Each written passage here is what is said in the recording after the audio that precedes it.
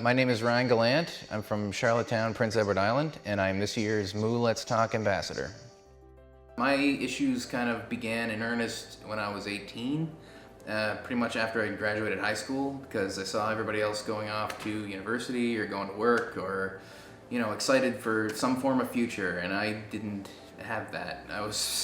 I realized, I've always kind of been anxious and depressed in general ways, but I thought that was just my teenage angst, as you do. But when I realized I didn't have any plan, I didn't have any desire to get a job, I didn't have a desire to support myself or to survive, I didn't see the point. And when you don't have that, life becomes pretty much unmanageable. And it kind of made me retreat even more into myself, and so it made me kind of retreat physically into my room upstairs when we moved into Charlottetown, shortly after I graduated. And I basically just lived in my room, isolated for about 7 years, between 18 to 25, pretty much, yeah. When I was 24, my dad died, and he was kind of the one who was keeping me relatively sane. It was still an unhealthy situation, but it was keeping me from turning toward anything truly, dark in terms of self-harm.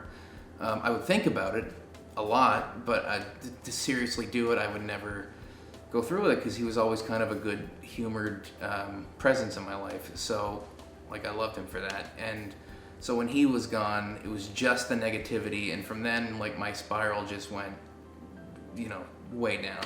And over the next year, it got the worst it had ever been. So my mother moved into a senior's place, and I couldn't stay with her over the long term, and so I was supposed to get something else, but of course I had no plans.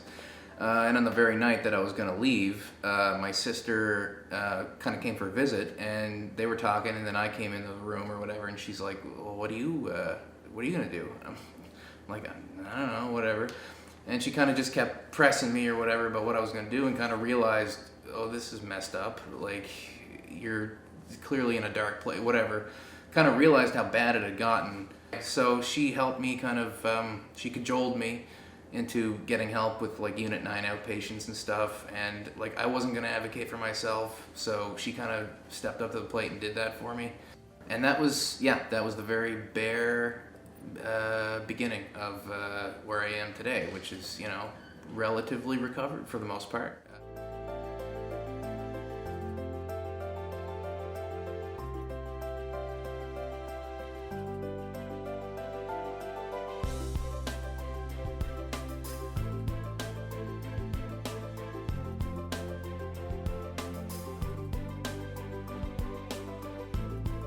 So, your story matters.